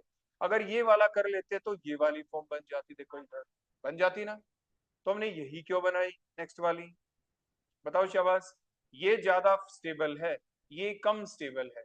अगर ये वाली लेते तो भी हाइड्रोजन बॉन्डिंग होनी थी, अगर ये लेते हैं तो भी हाइड्रोजन बॉन्डिंग हो जानी थी। तो फिर ऐसा हमने क्यों किया? बताओ शाबाश, ऐसा हमने क्यों किया? जल्दी बताएं। आप कहेंगे सर देखो बड़ी सिंपल सी बात है, ऐसा हमने इसलिए किया कि यहाँ पे ये डबल सिंगल और क्या आ गया? डबल। यहाँ पे double single single single double था, यहाँ पे तो ऐसा हो ही नहीं सकता था। फिर आपके दिमाग में दूसरा क्वेश्चन उठा के सर अगर यही बात थी तो क्या हम ये वाला काम कर सकते थे? देखो आगे देखो इधर ये कैसे बना, इधर वाले कार्बोनिल को हम यूज कर लेते हैं, और फिर ये डबल बॉन्ड यहाँ पे आ जाता, देखो इस स्टेप से ये डबल बॉन्ड आ जाता है। फिर आप क्या कहते हैं कि सर यहाँ पे एक दिक्कत हो सकती थी। बोलो क्या दिक्कत हो सकती थी? बोलो यहाँ पे बताओ शाबाश। आप ये कहते हैं कि सर यहाँ पे ये प्रॉब्लम हो सकती थी। ये तो देखो रिंग स्ट्रक्चर बन गई हमारी, और यहाँ पे ये है sir single bond. Single bond देखो ऐसे, और सिंगल बॉन्ड होने से क्या हो सकता है, फ्री रोटेशन। फ्री रोटेशन होने से ये अपने आप को ओरिएंट कर लेगा। कैसे, किधर ओरिएंट कर लेगा, जहां पे ये आपका OH ग्रुप है। तो क्या होगा, यहाँ पे स्लाइट नेगेटिव और स्लाइट पॉजिटिव की तरफ ये कार्बोनिल ग्रुप आ सकता है इधर, इस सिंगल बॉन्ड के अराउंड फ्री रोटेशन होने की वजह से। तो उधर जाएगा, हर चीज किधर जाना चाहती है बोलो, वेस्पर थ्योरी क्या कहती है, वैलेंस शेल के इलेक्ट्रॉन पेयर अपने आप को वहां रीअरेंज कर लेते हैं जहां पे रिपल्शन उनको क्या मिलती हो, कम से कम, और स्टेबिलिटी क्या मिलती हो, ज्यादा से ज्यादा। क्लियर हो गया बेटा। तो हमने टोटोमेरिक फॉर्म भी बना दी, और ये भी बता दी कि कौन से वाली टोटोमेरिक फॉर्म आपको एग्जाम में बनानी है, और कहाँ पे स्टेबिलिटी ज्यादा हो जाती है। क्लियर हो गया बेटा। चलो अब अगला एग्जाम्पल लेते हैं। अगला पॉइंट क्या आ गया, अगला कौन सा फैक्टर है जो इसको अफेक्ट करता है, जियोमेट्री। अभी तक जो हमने पीछे पढ़ा वो इसकी ज्योमेट्री ही तो थी, कि मतलब अपने आप को लोन पेयर कैसे अरेंज करें, किस फॉर्म में वो एग्जिस्ट करे। मतलब आपने ये देखा, ये दो दो कार्बोनिल ग्रुप है, ये जो दो कार्बोनिल ग्रुप आपको यहाँ पे दिखाई दे रहे हैं, इनके अंदर बोलो क्या हो जाएगा बेटा, स्लाइट पॉजिटिव चार्ज, और इस पे क्या आएगा, स्लाइट नेगेटिव चार्ज। क्या हो जाएगी इनके बीच में, रिपल्शन। तो जिसकी वजह से स्टेबलाइज हो जाएगा या अनस्टेबल, अनस्टेबल हो जाएगा। तो इसमें आपकी इनोल फॉर्म बनाए या ना बनाए, बनानी चाहिए। बनाने के बाद देखो क्या हो जाएगा, जैसे हमने इनोल फॉर्म बनाई, देखो बना दी हमने इनोल फॉर्म। अब वो कैसे बनाई बोलो इनोल फॉर्म, कि यहाँ पे जो ये आपका CS2 ग्रुप था, देखो यहाँ पे था ना ये CS2 ग्रुप, हमने क्या किया, देखो ये एक H था यहाँ पे, ये मूवमेंट दिखाई, और ये कौन सी फॉर्म बन गई बोलो, यहाँ पे इनोल फॉर्म बन गई। हमने इलेक्ट्रॉन्स की मूवमेंट ठीक दिखाई, या यहाँ पे ये जो एरो मैंने पहले लगा के छोड़ रखा है, ये वाली मूवमेंट ठीक थी, बताओ कौन सी ठीक है, जल्दी बताओ। मैंने अभी दिखाई वो मूवमेंट ठीक है, या जो पहले ये एरो देखो ये जो दिख रहा है ये ठीक है, पहले वाला जो एरो है ना ये गलत है। कैसा है ये, रॉन्ग। आपको दिख रहा है यहाँ पे जो ये ऑक्सीजन है इसकी तरफ क्या आएंगे बोलो, पाई इलेक्ट्रॉन्स की मूवमेंट हो जाएगी। पीछे अल्फा पोजीशन थी, अल्फा वाले H के सिग्मा बॉन्ड की इलेक्ट्रॉन्स की इधर मूवमेंट होगी। तो इसलिए जो पहले वाला एरो लगाया था वो मूवमेंट गलत थी। ठीक मूवमेंट वो है जो अभी अभी हमने आपके सामने शो की। और यहाँ पे बेटा कैसा बॉन्ड आ गया, डबल बॉन्ड, और ये यहाँ पे OH आ गया। कैसी फॉर्म बन गई बोलो, ये इनोल फॉर्म बन गई। तो एक कीटो फॉर्म थी और दूसरी कैसी बन गई, इनोल फॉर्म। इनोल फॉर्म बनने से कौन सी रिपल्शन कम हो गई, ये जो इलेक्ट्रोस्टैटिक जो रिपल्शन चल रही थी नेगेटिव नेगेटिव के बीच में, वो नलिफाई हो जाती है इनोल फॉर्म बनने की वजह से। अब जो इनोल फॉर्म बन गई, अब यहाँ पे बेटा कैसा कैसा बॉन्ड है ये, सिंगल बॉन्ड, सिग्मा बॉन्ड है। सिग्मा बॉन्ड की वजह से कैसी रोटेशन हो सकती है, फ्री रोटेशन। फ्री रोटेशन होने से ये OH ऊपर की तरफ जाएगा या नीचे की तरफ रहेगा, वो डिपेंड करता है कि मॉलिक्यूल किस फॉर्म में ज्यादा स्टेबलाइज होगा। तो उसके बेसिस के ऊपर इसकी मूवमेंट भी हो सकती है। क्लियर हो गया ना बेटा। अगर हमें हाइड्रोजन बॉन्डिंग शो करनी है, एग्जाम में आ जाए कि इसकी हाइड्रोजन बॉन्डिंग को एक्सप्लेन करें, तो बोलो हम क्या करेंगे, और क्यों कहेंगे, क्यों हो पाई वो मूवमेंट। आप कहेंगे सर जैसे अभी आपने बताया कि यहाँ पे ये कैसा बॉन्ड है, ये सिंगल बॉन्ड है, इसके अकॉर्डिंग फ्री रोटेशन हो सकती है। फ्री रोटेशन की वजह से ये OH ऊपर आ सकता है, और ये CS2 कहाँ पे आ सकता है बोलो, नीचे, तो ये ऊपर। और ये ऊपर जाके क्या करेगा, इस कार्बोनिल ग्रुप के साथ कौन सी बॉन्डिंग बना लेगा, हाइड्रोजन बॉन्डिंग। कैसी बना लेगा, और गेट स्टेबलाइज, और वो स्टेबलाइज हो जाएगा यहाँ पे। आगे ना बात समझ। एग्जाम में जैसा क्वेश्चन आए वैसा उसका जवाब दे देना। एग्जाम में एग्जामिनर कह सकते हैं आपको कि बेटा इसके अंदर हाइड्रोजन बॉन्डिंग शो करो, इनोल फॉर्म भी बनाओ और हाइड्रोजन बॉन्डिंग भी बनाओ। तो वो आप कैसे बनाएंगे, फिर कहेंगे ये क्यों बन पाई हाइड्रोजन बॉन्डिंग। आपके सामने कह देंगे कि अगर ये वाली स्ट्रक्चर देखो जो मैंने अभी बना रखी है, अगर यही स्ट्रक्चर क्यों नहीं बनी, वो आपने OH को ऊपर क्यों दिखाया, OH को नीचे आपने क्यों नहीं दिखाया, एक्सप्लेन इट। तो आप बता सकते हैं कि स्टेबिलिटी के लिए OH ग्रुप अपने आप को ऊपर ओरिएंट कर लेगा। और क्यों कर पाया, सिग्मा बॉन्ड की वजह से, क्योंकि यहाँ पे फ्री रोटेशन हो सकती है। क्लियर हो गया बेटा, कोई डाउट पूछना है, चलो ठीक है। अब देखो आगे देखो, ऐसे ही यहाँ पे है, जैसे मैंने अभी बताया वो पेंटाडाइओन था, ये कौन है बोलो, हेक्साडाइओन है। इसके अंदर भी इन दोनों के बीच में बेटा क्या हो जाएगी, यहाँ पे रिपल्शन हो जाएगी ना, यहाँ पे देखो ये इलेक्ट्रोस्टैटिक रिपल्शन हो जाएगी, अनस्टेबल हो जाएंगे। तो क्या करें, इन दोनों में से किसी एक कार्बोनिल ग्रुप की क्या करनी पड़ेगी, टोटोमेरिज्म। और टोटोमेरिज्म होने की वजह से क्या हो जाएगा बोलो, क्या हो जाएगा शाबाश, अब इनोल फॉर्म बन जाएगी। इनोल फॉर्म बनने की वजह से इनके बीच में क्या बन जाएगी, हाइड्रोजन बॉन्डिंग हो जाएगी। और हाइड्रोजन बॉन्डिंग से वो चीज बल्कि क्या हो जाएगी, अब स्टेबलाइज हो जाएगी। क्लियर हो गया बेटा, आगे बात समझ में?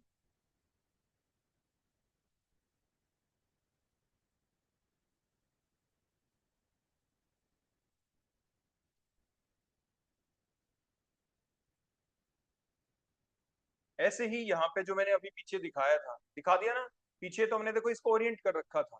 देखो ये वाली स्ट्रक्चर, ये ए साइक्लिक स्ट्रक्चर थी।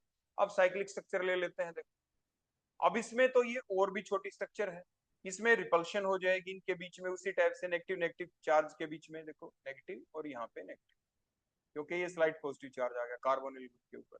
इनके बीच में दोबारा से बेटा क्या हो जाएगी, रिपल्शन। दूर कैसे करें, क्या करवा दें, टोटोमेरिज्म कहाँ से करवाई, देखो ये रहा अल्फा पोजीशन, यहाँ पे एक एच है, ये मूवमेंट होगी इलेक्ट्रॉन्स की, बोलो कैसी फॉर्म में कन्वर्ट हो गया, ये इनोल फॉर्म, और ये हाइड्रोजन बॉन्डिंग हो गई, और ये क्या हो गया, स्टेबलाइज। यानी एग्जाम्पल हमें क्या पता बेटा एग्जाम में आपको के कौन सा एग्जाम्पल आएगा, इसलिए एग्जाम्पल जितने पढ़े उतने कम होते हैं, ये ध्यान रखना, एग्जाम्पल में ज्यादा से ज्यादा लेना। अब देखो आ गया हमारा वही पॉइंट, नेचर ऑफ सॉल्वेंट। हमने बताया था ना कि कौन सी फॉर्म ज्यादा पोलर होती है, कीटो फॉर्म। आपने आईआर स्पेक्ट्रोस्कोपी जब पढ़ी थी ना, तो उसके दौरान आपने सीखा था सबसे जो शार्प बैंड आते हैं ना इंफ्रारेड स्पेक्ट्रोस्कोपी में, वो उसका आता है जो सबसे ज्यादा पोलर बॉन्ड होता है, क्योंकि आपने देखा था वहां पे जो सिलेक्शन रूल थे उसके अनुसार कि कंपाउंड के अंदर पोलैरिटी होनी जरूरी होती है।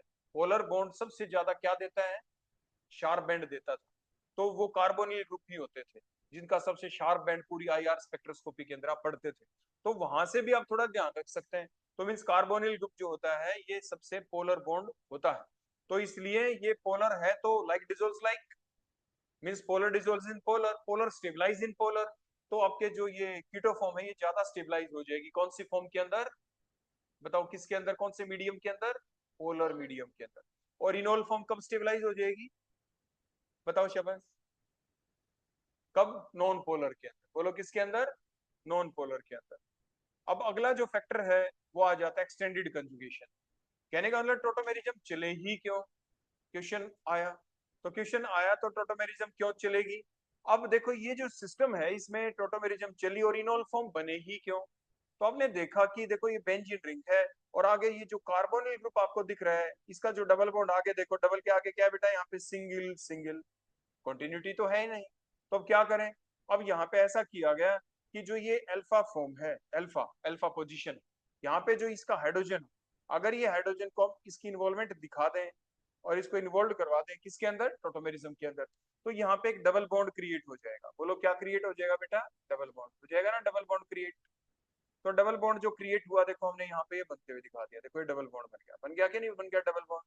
अब जो ये डबल बॉन्ड यहाँ पे बनेगा उसकी वजह से मॉलिक्यूल स्टेबल हुआ कि नहीं हुआ, जल्दी बताओ, स्टेबल होगा कि नहीं होगा, क्यों हो जाएगा, क्योंकि कंजुगेशन एक्सटेंड हो गई इसमें, क्योंकि आपने ये देखा यहाँ पे कि एक डबल बॉन्ड जो यहाँ पे आने की वजह से जो बेंजीन रिंग के साथ कंटिन्यूएशन में आ गया, डबल सिंगल डबल, तो जिसकी वजह से ये कंपाउंड क्या हो गया, स्टेबल हो गया। और जबकि अगर हम इसकी दूसरी फॉर्म बनाए, टोटोमेरिज्म इधर से हो सकती थी कि नहीं हो सकती थी, बताओ, हो सकती, देखो ये भी तो अल्फा है, ये भी तो अल्फा है, और अल्फा है तो ये मूवमेंट हम दिखा दें, डबल बॉन्ड यहाँ पे बनते हुए दिखा दें, तो क्या उसका कोई फायदा हुआ, नहीं। आपके बेंजीन रिंग के साथ इस डबल बॉन्ड का कोई कनेक्शन नहीं, ये कंजुगेशन में नहीं है। तो ये जो दो फॉर्म बनेगी टोटोमेरिज्म की, इन दोनों में से कौन सी इनोल फॉर्म ज्यादा स्टेबल, बोलो ऊपर वाली या नीचे वाली, बताओ शाबाश, नीचे वाली फॉर्म ज्यादा स्टेबल हो जाएगी। ठीक हो गया बेटा, चलो तो ये टॉपिक बोलो कौन सा हो गया, एक्सटेंडेड कंजुगेशन।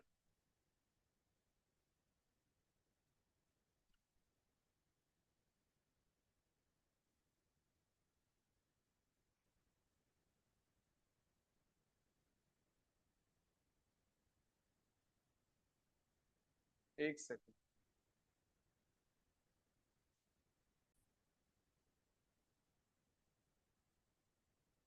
हाँ तो देखो एक्सटेंडेड कंजुगेशन के बाद अगला जो फैक्टर है जो इफेक्ट करेगा कीटोइनोल टोटोमेरिज्म को या किसी दूसरी टोटोमेरिज्म को, जरूरी नहीं वो कीटोइनोल हो, आमतौर पे हम कीटोइनोल को बड़ी को यूज कर लेते हैं, अदरवाइज वो लेक्टम लेक्टिन हो सकता है, नाइट्रो एसी हो सकता है, जब उसकी अलग अलग एग्जाम्पल में हम देखते हैं। अगला फैक्टर आ जाता है एरोमेटिसिटी का, बोलो कौन सा। अब जो एरोमेटिसिटी फैक्टर है यहाँ पे, उसका मतलब क्या है, कोई भी कंपाउंड एरोमेटिक होता है तो ज्यादा स्टेबल होता है। अब एरोमेटिसिटी के लिए आपने हक्कल रूल पढ़ लिया था, तो हमें वो देखना है क्या उस कंपाउंड के अंदर एरोमेटिसिटी आ भी गई या नहीं। अब जैसे आपके सामने ये एग्जांपल है यहाँ पे, अब देखो बेटा इस, अब बताओ इसमें कीटो इनोल टोटोमेरिज्म चलेगी या नहीं। ये कीटो फॉर्म के अंदर ही एग्जिस्ट करेगा या इनोल फॉर्म के अंदर, बताओ शबस। ये जो कंपाउंड है इधर 2,4 साइक्लोहेक्साडाइइनोन, ये फिनोल में कन्वर्ट हो जाएगा या उसी फॉर्म के अंदर रहेगा, बताओ शाबाश। फिनोल में कन्वर्ट हो जाएगा। क्यों हो गया फिनोल में कन्वर्ट, बताओ। क्योंकि फिनोल में कन्वर्ट हुआ उससे पहले आपने इसमें कंडीशन देखी कि हाँ इसके अंदर एक पोलर ग्रुप है, इसके अंदर एक अल्फा पोजीशन है, जिसके जो कार्बन है वो उसका sp3 है, और उस sp3 के ऊपर एक Hb है। तो ये सारी कंडीशन पूरी होने के बाद आपने इसमें कीटो इनोल टोटोमेरिज्म करवा दी, और जो इनोल फॉर्म बनी वो फिनोल है, और कंपाउंड हो गया आपका एरोमेटिक। क्योंकि इसके अंदर दोनों बातें हो गई, साइक्लिक कंजुगेशन भी हो गई, और प्लस में 4n+2 पाई इलेक्ट्रॉन भी हो गए। बोलो कौन सी दोनों चीजें इसके अंदर आ गई। एक तो हो गया इसमें 4n+2 कितने हैं इसमें, हाँ वो 6 हो गए। 4n2+5 इलेक्ट्रॉन का मतलब 6 पाई इलेक्ट्रॉन इसमें आ गए, और प्लस में इसमें और क्या आ गई, साइक्लिक कंजुगेशन भी आ गई। इसीलिए हम कह रहे हैं कि ये कंपाउंड बोलो कैसा हो गया आपका, एरोमेटिक हो गया। और इसीलिए अगला फैक्टर था जो कीटो इनोल टोटोमेरिज्म मींस कीटो और इनोल की परसेंटेज को अफेक्ट करता है, कि कौन सी ज्यादा अमाउंट में होगी कौन सी कम। तो आपने यहाँ पे देखा ये इनोल फॉर्म के अंदर ही कन्वर्ट हो जाता है कि नहीं हो जाता बेटा।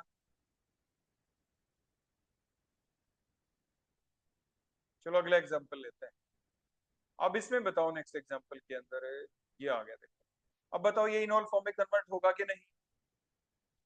देखो ये आपके जो नेफ्थलीन टाइप की स्ट्रक्चर है आगे बनेगी नेफ्थलीन टाइप की, तो जो पहले ये डाइऑन, तो ये क्या आगे कन्वर्ट होगा या नहीं होगा, तो क्यों होगा, बताओ क्यों होगा, ये इक्विलिब्रियम क्यों आगे जाएगी। आपने देखा अभी भी ये जो सिस्टम है इसके अंदर बोलो कितने हैं, एरोमेटिक तो अभी भी है। आपने देखा इसके अंदर ये बेंजीन रिंग आपको दिख रहा है, लेकिन अगर हम इसमें कीटो इनोल टोटोमेरिज्म चला दें, मतलब इनोल फॉर्म बना दें और दोनों साइड से बनवा दें, इधर से भी, अगर सिर्फ एक साइड से बनवाए तो एक डबल बॉन्ड आ जाएगा, तो 6 और 2 कितने हो जाएंगे 8। लेकिन अगर हम इधर से भी करवा दें तो अब कितने हो जाएंगे 6 2 8 और 2 10। अब हक्कल रूल के अनुसार 4n+ में 2 पाई इलेक्ट्रॉन हो गए, और अब ये एरोमेटिक हो गया, बोलो कैसा हो गया, एरोमेटिक। तो उसी बेसिस के ऊपर हम ये बता सकते हैं कि कौन सी फॉर्म ज्यादा स्टेबल होगी और कौन सी कम। तो ये एरोमेटिसिटी फैक्टर है नेक्स्ट, जो अफेक्ट करता है कीटो इनोल टोटोमेरिज्म की रेशियो को। नेक्स्ट हम ले लेते हैं बेटा रिसोर्सिनोल कीटो टोटोमेरिज्म। देखो ये कोई कंपाउंड बना, इसका नाम वैसे क्या है इस कंपाउंड का, बताना बेटा। नंबरिंग कहीं से भी कर लो, 1 2 3 4 5। तो साइक्लोहेक्सेन है वैसे तो ये, है ना साइक्लोहेक्सेन। और उसके अंदर 3 3 कीटो ग्रुप आ गए, ऑल्टरनेट पोजीशन के ऊपर भी आ गए, पोजीशन भी हमने कर दी। इसकी आईपैक नेमिंग आप मुझे बता देना। आप कहेंगे सर वो तो हमें दिख ही रही ऊपर लिखी हुई, हमें बताने की आवश्यकता नहीं। खैर कोई बात नहीं। अब ये बताओ क्या इसकी हम इनोल फॉर्म ड्रा कर सकते हैं, कर सकते हैं। क्यों कर सकते हैं, सारी कंडीशन पूरी है कि एक पोलर ग्रुप भी है, बल्कि 3 3 पोलर ग्रुप हैं, तीनों के रिस्पेक्ट में अल्फा पोजीशन भी है, उनके ऊपर अल्फा हाइड्रोजन भी है। इसका मतलब इनोल फॉर्म बन सकती है, और वो बनेगी या नहीं बनेगी, बन जाएगी, क्योंकि बेंजीन रिंग बन गया जो एरोमेटिक होता है। तो एरोमेटिसिटी अगला फैक्टर आ गया, जिस जो कि कीटो इनोल टोटोमेरिज्म की टोटोमेरिक जो मिक्सचर है उसकी रेशियो को क्या करता है, इफेक्ट करता है। तो एग्जाम में ये भी तो पूछा जा सकता है, एक क्वेश्चन मैं आपको दिखाऊंगा आगे, ये पूछा जा सकता है कि जिसमें आपसे ये कहा जाएगा बताओ ये कौन सा फैक्टर था जिसके बेसिस के अनुसार ये कीटो इनोल टोटोमेरिज्म या लेक्टम लेक्टियम टोटोमेरिज्म चली। तो यहाँ पे बोलो कौन सा फैक्टर था, एरोमेटिसिटी के बेसिस के ऊपर। ठीक है बेटा। तो कौन सा था? एरोमेटिसिटी के बेसिस के ऊपर। अगले में बताओ, आपने इतनी बात सीख ली ना, तो अब आप बता दोगे। जो ये नेक्स्ट एग्जांपल है यहाँ पे, जो अभी आपके सामने है, अब आप ये बताओ क्या इसमें टोटोमेरिज्म चलेगी या नहीं चलेगी? बताओ शाबाश। आपने नीचे पढ़ लिया है ना आंसर, ये नीचे पढ़ लिया कि इट डजंट, बोलो क्या, इनोलाइज। ये इनोलाइज नहीं होगा। क्यों नहीं होगा बोलो? क्यों नहीं होगा वैसे? क्योंकि, बताओ क्योंकि ये हकल रूल को फॉलो नहीं करता, ये एरोमेटिक नहीं है। इसमें फोर, कितने हैं? 4 पाई इलेक्ट्रॉन्स हैं, जबकि हकल रूल के अनुसार कितने होने चाहिए? 4n+2 पाई का लो, या तो 2 हो या 6 हो या 10 हो या 14 हो, इस टाइप से। क्लियर हो गया ना बेटा? तो इसीलिए ये कैसा है बोलो? एंटी एरोमेटिक है। बोलो कैसा है ये? एंटी एरोमेटिक है ये।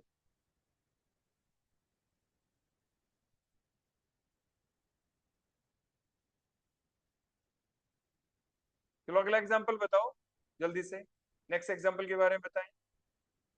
क्या इसमें टोटोमेरिज्म चल सकती है या नहीं? क्यों चलेगी? ये एरोमेटिक हो गया, क्यों हो गया? क्योंकि इसमें, लेकिन क्या साइक्लिक कंजुगेशन है इसमें? बताओ शाबाश। देखो, double single double single double, double single double होगी ना इस टाइप से। अगर ऐसे हो गई तो फिर आप दो क्यों बोल रहे हो?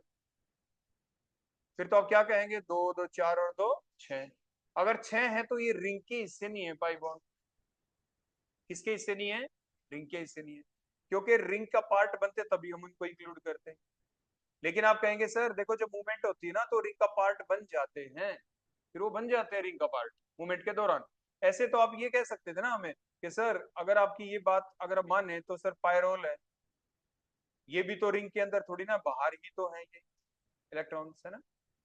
लेकिन प्रोसेस के दौरान ये रिंग का पार्ट बन जाते हैं। ऐसे ही जब ये इलेक्ट्रॉन्स की मूवमेंट होती है तो रिंग का पार्ट बन जाते हैं। बन जाते हैं कि नहीं बन जाते? तो जब रिंग का पार्ट बने तो फिर कितने इलेक्ट्रॉन्स बन गए? ये इधर, ये इधर, तो कितने पाई इलेक्ट्रॉन्स हो जाएंगे फिर रिंग के अंदर?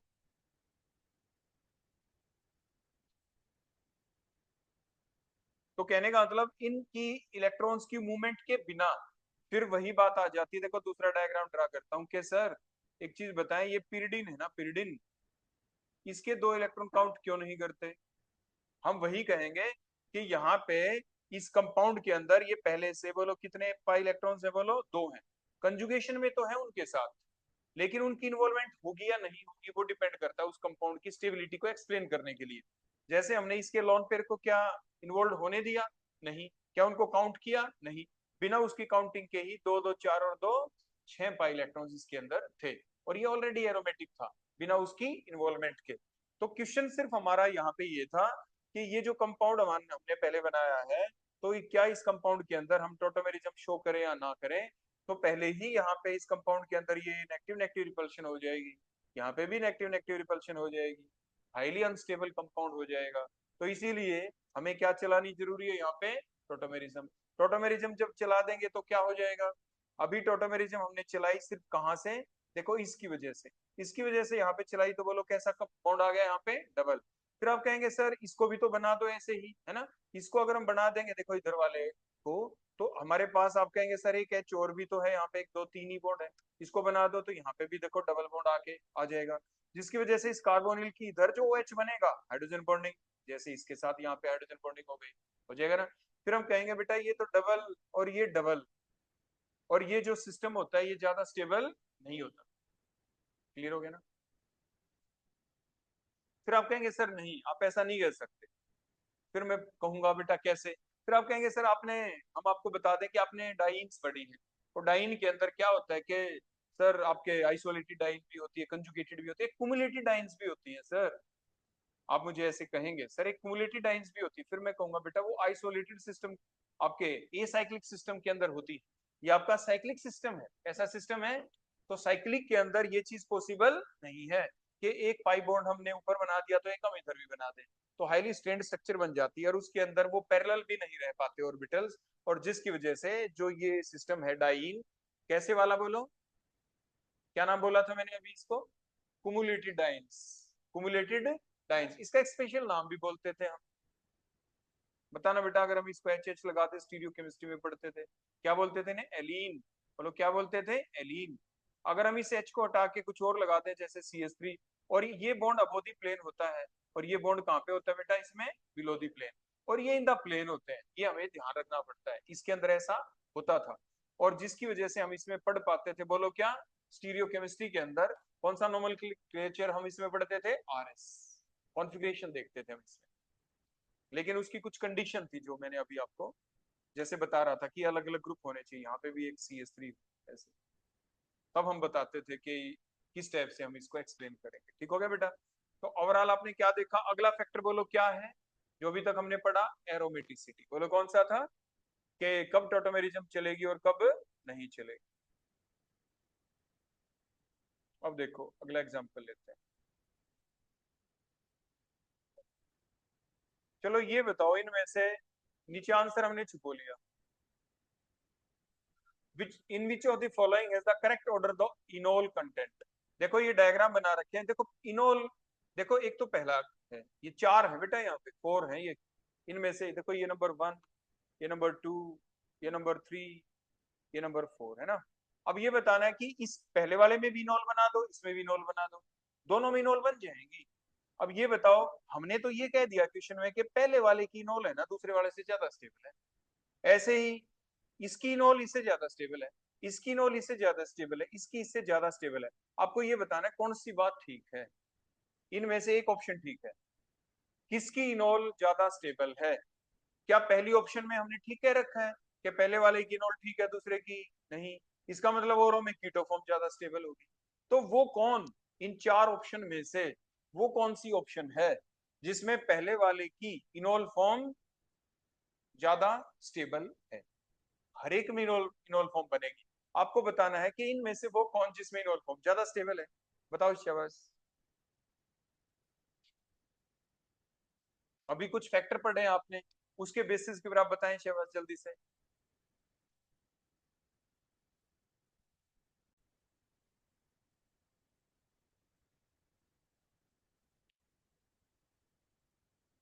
तो आप घर पे बना के भी देखना बड़ी आराम से। सेकंड ऑप्शन में अभी अभी हमने एग्जांपल ऊपर ही तो लिया था, तो ये रिंग बोलो कैसा हो जाएगा, एरोमेटिक।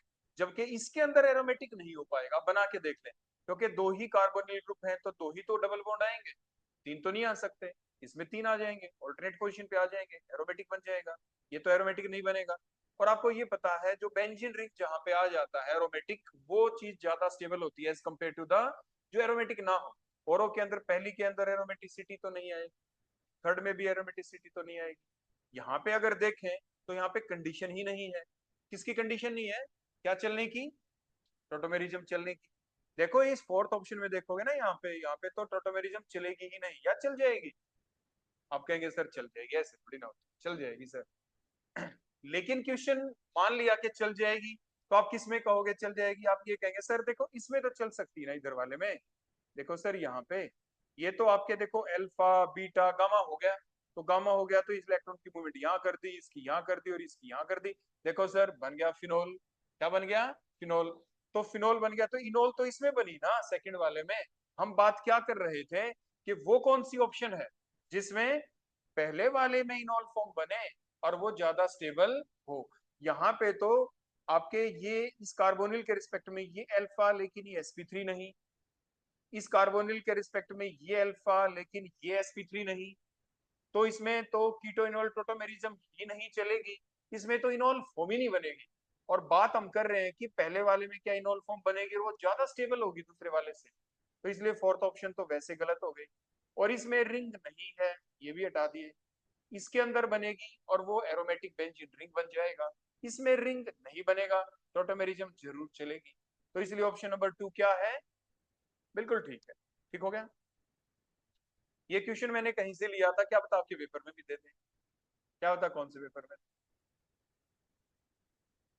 ये क्वेश्चन मैंने अपनी तरफ से थोड़ी ना बनाया, मैंने कहीं से देखा था और मेरे को ये क्वेश्चन पसंद आ गया तो मैंने यहाँ पे आपके लिए डाल दिया, आपसे पूछ लिया। समझ में आ गई बात। मैंने आपको एक ही चीज सिखा रखी है लाइफ में, हमेशा हमें सच बोलना चाहिए। सच यही था कि ये क्वेश्चन मैंने कहीं से लेके और आपके सामने डाला कि ये क्वेश्चन पहले कभी आ चुका था की बजाय आप ये सोचो सर आपने तो बड़ा बढ़िया क्वेश्चन सोचा और आपने लिख दिया, ऐसा कुछ नहीं था। मेरा काम था आपको समझाने का, इसलिए मैंने क्वेश्चन ले लिया। चलो अगला जो फैक्टर है जो अफेक्ट करता है इस चीज को, वो आ जाता है सेट-जेफ रूल। सेट-जेफ रूल क्या कहता है? भाई आपकी एल्कीन तो बनेगी, लेकिन एल्कीन कैसे बने? जो सेट-जेफ रूल के अंदर अनुसार ज्यादा स्टेबल हो। सेट-जेफ रूल ने क्या कहा था? More the substituted alkene more will be the stability, ऐसा कहा था। चलो अब ये पहली वाली ऑप्शन हम ले लेते हैं। देखो ये कंपाउंड है यहाँ पे, देखो ये वाला, ये जो कंपाउंड है ना, अब इसमें से दो साइड में आपको कौन दिख रहे हैं? अल्फा। अल्फा इधर भी दिख रहा है, अल्फा इधर भी दिख रहा है, दोनों साइड में अल्फा एच दिख रहे हैं। कौन से वाला एच हटाएं? अगर हम इधर वाला हटाते हैं ये, तो ये वाली बन गई। अगर इधर वाला एच हटाते हैं तो ये वाली एल्कीन बन गई। बताओ दोनों इनोल है, ये भी इनोल है, ये भी इनोल है, कौन सी इनोल ज्यादा स्टेबल? दो दो पॉसिबिलिटी आ गई। फिर आपने देखा कि सर ये जो इनोल बनी है ना, इधर वाली इनोल, तो ये जो ईन है, देखो ये ईन जो है, यहाँ पे भी ईन है, इस ईन में तो यहाँ पे क्या लगा हुआ है? एच। और यहाँ पे एच हट के क्या लग चुका है? CH3। पहले से ही यहाँ पे CH3 था। और आप जानते हैं sir, the more the substituted alkene more will be the stability, तो इसलिए ये ज्यादा स्टेबल है सेट-जेफ रूल के अनुसार। ये इनोल फॉर्म ज्यादा अमाउंट में बनेगी, और ये बनेगी तो बहुत ही कम अमाउंट में बनेगी। पहली बात तो कीटो ही ज्यादा स्टेबल होती है। फिर सर आपने कह दिया इनोल कौन सी? अब दो दो इनोल हो गई, तो उन दो इनोल में से कौन ज्यादा रेशो में मिलेगी? वो ये मिलेगी। कौन से रूल के अनुसार मिलेगी? सेट-जेफ रूल के अनुसार मिलेगी। ठीक हो गया बेटा, समझ में आ गई बात? तो अगला फैक्टर कौन हो गया? सेट-जेफ रूल के अनुसार बता देना कि कीटो इनोल टोटोमेरिज्म चलेगी या नहीं चलेगी, और इनोल फॉर्म बनेगी तो कौन से वाली बनेगी।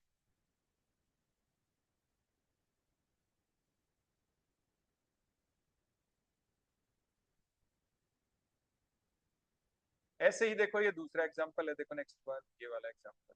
अब बताओ शाबाश, इसमें कौन से वाली पोजीशन ठीक है? बताओ यहाँ पे आपको क्या दिख रहा है? ये रहा, बोलो कौन है ये? यहाँ पे अल्फा हाइड्रोजन एटम है कि नहीं यहाँ पे? अब ये अल्फा इधर भी है, देखो ये रहा, इधर भी है अल्फा। कौन से वाला निकले? अगर ये वाला निकले तो यहाँ पे डबल बॉन्ड आ गया, ये निकले तो यहाँ पे डबल बॉन्ड आ गया। तो लेकिन ये वाली जो आपकी फॉर्म है, ये वाली जो एल्कीन है, बोलो ये क्या है? बताओ शाबाश। मोर सब्स्टिट्यूटेड कौन सी एल्कीन है? ये वाली है या ये वाली है? बताओ, बताओ शाबाश। इस एल्कीन के ऊपर यहाँ पे क्या लगा हुआ है? अभी एक एच। इस एल्कीन के ऊपर कितने एच लगे हुए हैं? दो दो, दो दो। तो ज्यादा सब्स्टिट्यूटेड कौन? ये तो हो गई पहली बात। अब दूसरी बात, दूसरी बात क्या है? यहाँ पे डबल बॉन्ड आने से ये डबल बॉन्ड इस रिंग के साथ बोलो किस में आ गया? कंजुगेशन में आ गया। तो दो दो फैक्टर आ गए ना बेटा। एक तो कंजुगेशन बढ़ गई, जिसको एक्सटेंडेड कंजुगेशन कहते हैं, और दूसरा सेट-जेफ रूल के अनुसार भी ये ज्यादा स्टेबल एल्कीन है as compare to the this one. तो इसीलिए ये वाली नॉन फॉर्म बनेगी, देखो इधर वाली ये बन जाएगी, और ये नहीं बनेगी, और बनेगी तो बहुत ही लेस अमाउंट। ठीक हो गया? आगे बेटा यहाँ तक बातें समझ में? तो ये थे बेटा डिफरेंट फैक्टर्स जिसके बेसिस के ऊपर हम कीटो और इनोल की रेशियो को डिटरमाइन करते हैं कि कौन ज्यादा होनी चाहिए। थ्योरेटिकल तरीका था ये हमारा, बोलो कैसा था? थ्योरेटिकल। और एक्सपेरिमेंटली कैसे हम डिटरमाइन करते हैं कीटो और इनोल को, वो हमने बिल्कुल स्टार्ट में आपको बताया था कि पहले ब्रोमिनेशन करके फॉलोड बाय HI के साथ आयोडीन लिबरेट होकर उसको हाइपो सॉल्यूशन के साथ टाइट्रेट करके हम ये पता लगा सकते हैं कि उस टाइटोमेरिक मिक्सचर के अंदर आपकी जो परसेंटेज है इनोल फॉर्म की वो कितनी है। ठीक हो गया? अब कोई डाउट यहाँ तक तो आप मेरे से पूछ सकते हैं। किसी बच्चे को कोई डाउट? ना डाउट तो मेरे को एक बच्चे ने अभी कहा था वो पूछना है, क्योंकि पहले तो मेरी तरफ स्क्रीन थी ना। बोलो किसी बच्चे को कुछ पूछना है? कुछ पूछना हो तो बेटा आप पूछ सकते हो। किसी बच्चे को कोई डाउट कुछ पूछना हो तो बेटा पूछे। आप जल्दी भागने के चक्कर में है बस, और कोई बात नहीं है। चलो कोई नहीं बेटा, कल पूछ लेना। ओके, ओके बेटा, थैंक यू।